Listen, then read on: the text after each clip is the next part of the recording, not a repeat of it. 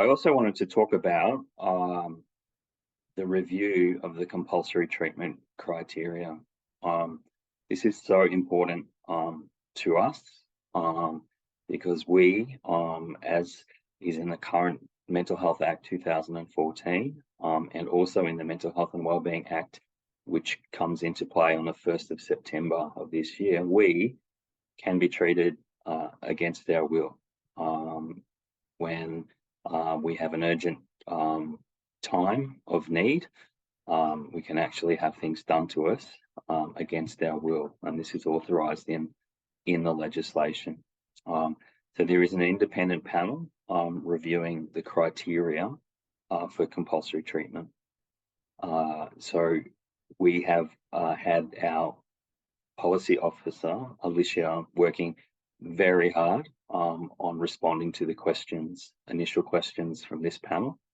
And our position, of course, is that there is less compulsory treatment.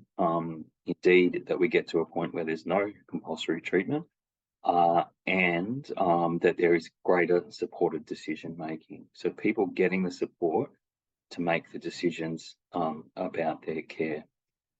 So this panel, for this panel, we produced answers to a whole lot of questions they had around the criteria, and also gave them a briefing paper as well.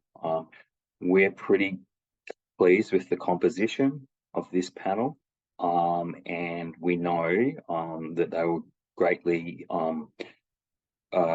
received the information that we provided them, and they've also talked with us about wanting to talk with you, basically.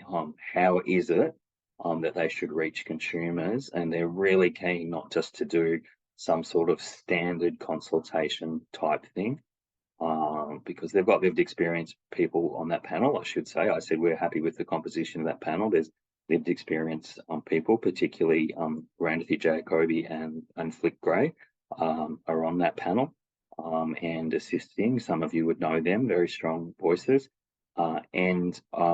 So we're seeking to find out more from consumers about the criteria. The panel is, and they're asking us as the peak body as to how they can reach people. So we're always talking, when we're asked about that, about multiple modes of engaging with people, of making sure it's known in advance what it's going to be, what it's not going to be, and what the scope of it is, having some pre-brief and opportunity for debrief. All of those things we talk about when indeed anyone asks us about consultation with people with lived experience. We know that when people come to those consultations, they're bringing experience of really hurtful and difficult times in their lives, and the onus is on the people who are trying to find out information from people with lived experience to make sure that that's safe.